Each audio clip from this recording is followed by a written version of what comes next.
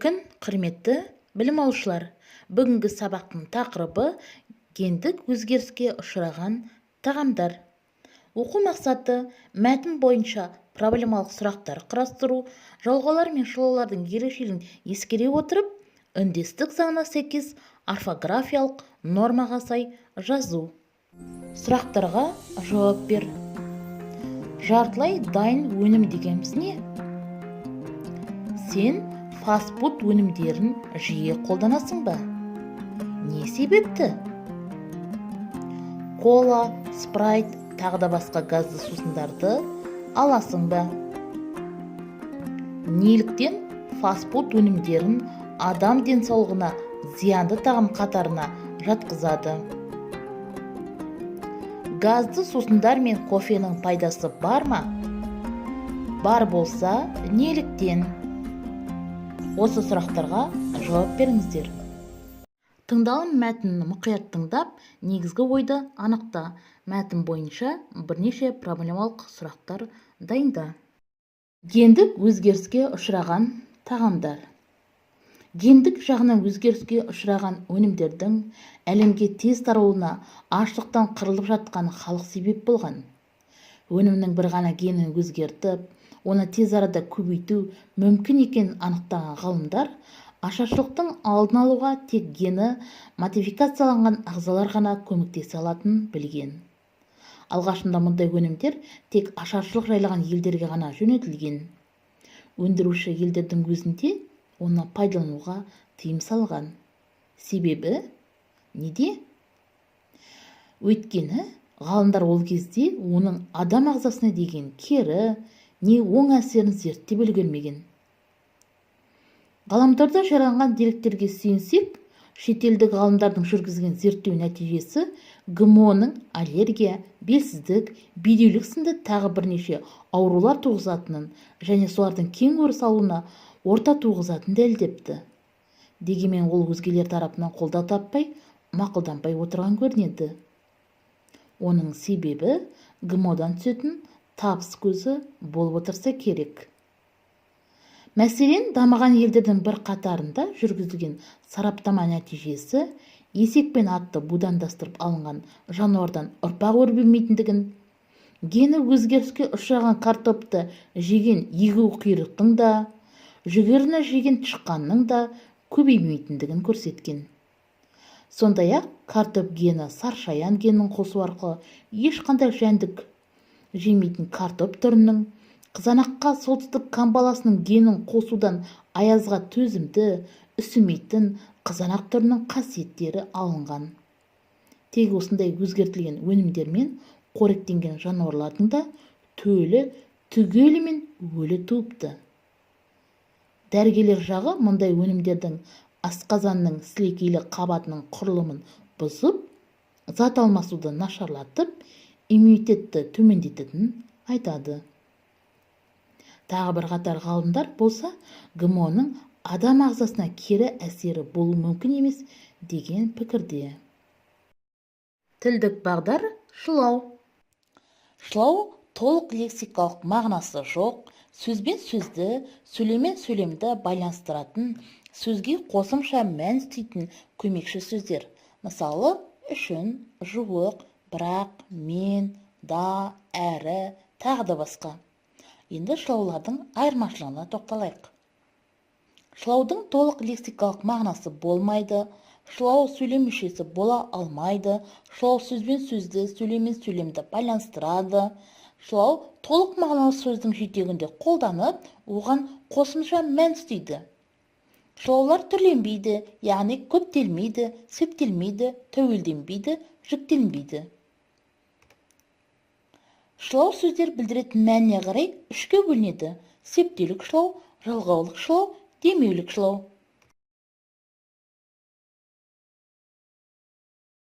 Септелік шылаулар белгілі бір септік тұлғадағы толық мағыналы сөздермен тіркесіп келіп, оған мезгілдік, мекендік, амалдық, септік, мақсаттық сияқты үстеме мән береді.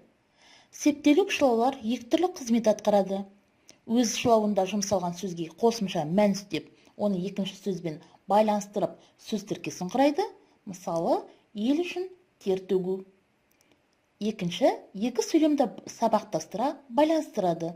Мысалы, күн бұлттанған сайын Тілек жас төлдерін ойлай бастады. Септеуліктер мына сөздермен шылауында айтылады. Түбір сөздермен немесе атау тұлғадағы зат есім, есімдік, тұйық етістік, есімшемен тіркесетін септеуліктер. Сайын, секілді, туралы, тәрізді, сияқты, сынды жөнінде, жайлы, шамалы, қаралы. Мысал келтіретін болсақ, хат арқылы хабарлау. Бар септік сөздермен тіркесетін септеуліктер шейін, таман, тарта, салым, жуық, тақау, таяу, дейін. Мысалы, орманға дейін жүгіру. Шығыс септіктегі сөздермен тіркесетін септеуліктер соң, гөрі, бері, әрі, бұрын. Мысалы, сабақтан кейін дайындалу. Көмектес септіктегі сөздермен тіркесетін септеуліктер бірге, қатар, қабат. Мысал келтіретін болсақ, сонымен бірге, досымен қатар, оқумен қабат. Енді кестеге назар аударыңыздар. Септеулік шылау түрлерінің кестесі.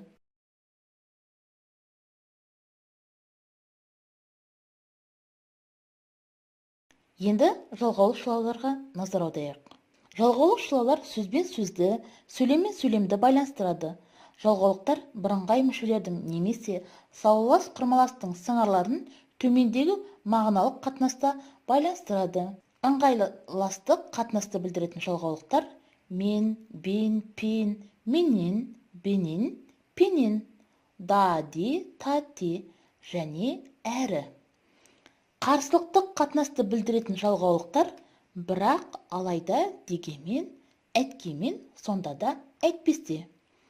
Талғаулықты немесе кезектестік мәнді білдіретін жалғаулықтар әлде, біресе, кейде, яки, бірде, я, не, немесе, болмаса, не болмаса, я болмаса. Себеп салдарлық қатынасты білдіретін жалғаулықтар себебі, өйткені, сондықтан, сол себепті. Жалғаулық шылаулардың түрлерінің кестесіне назар аударыңыздар.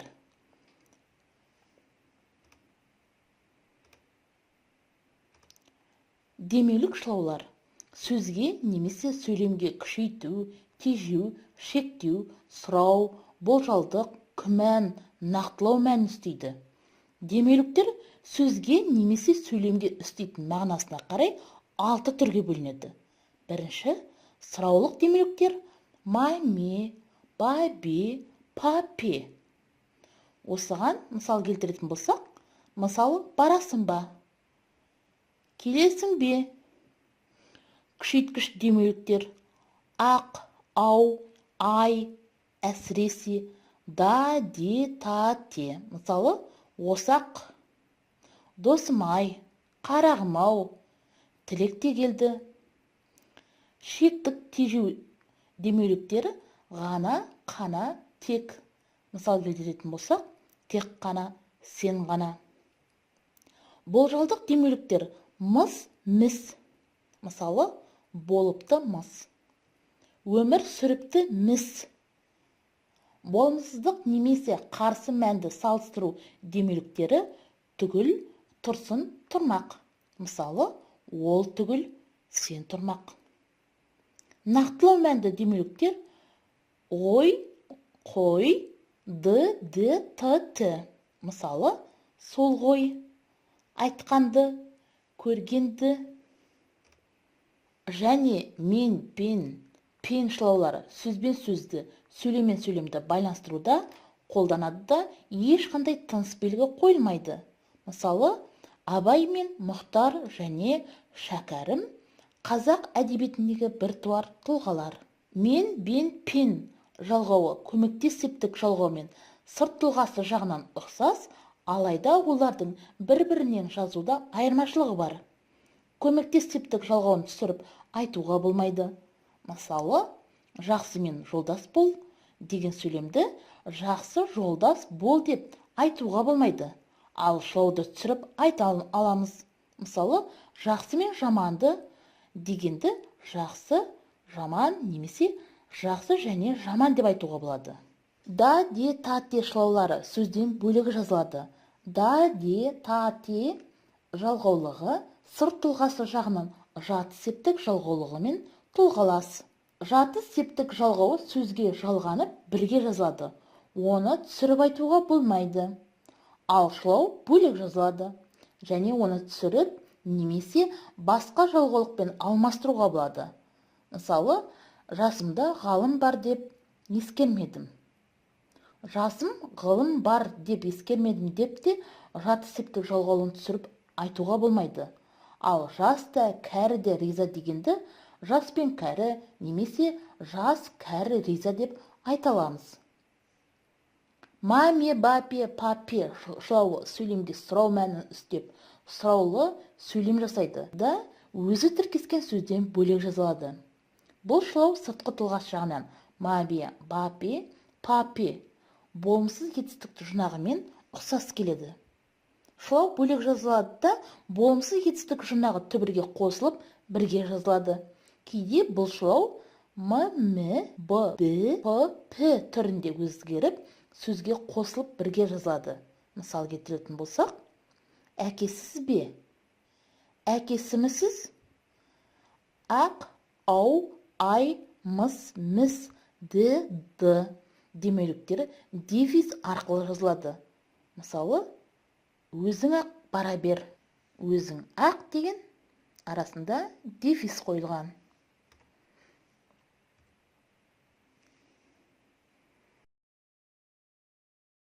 Оқылым тапсырмасы 6-шы тапсырма берілген. Мәтінге тақырып қой, мәтін бойынша жоспар құр. Жазылым тапсырмасы 5-ші тапсырма берілген. Мәтінді пайдаланып, гендік өзгеріске ұшыраған тағамдар туралы сызба дайындайсыздар. Оқушылар, алдарыңызға мәтін берілген. Осы мәтіннің ішінде қарасаңыздар, көп нүктелердің орнына, бос орынға тиісті шылауларды қойып айтасыздар. Мысалы, бүгін сәуірдің алғашқы күні, бірақ ауа райы әлі күнге дейін жылайтын емес. Біресе қар жауып, кейде күн шақырайып шығып тұрады. Енді қалған жерін өздеріңіз табыңыздар. Оқушылар, мына тапсырманы мұқият орындаңыздар. Орынды қолданылған шылауды табасыздар. Кәне оқушылар, алдарымызда сәйкестендіру тапсырмасы берілген. Ол үшін шылауларды сөздермен орын-орнына келтіріп байланыстырамыз. Жарайсыздар оқушылар, бүгінгі сабақ бойынша барлық тапсырманы түгел орындадыңыздар. Енді бүгінгі сабақтың қорытындылау мақсатында кері байланыс тапсырмасын орындайық. Бұл тапсырма ойын түрінде берілген. Сіздерге сәттілік, келесі сабақта кездескенше сау болыңыздар.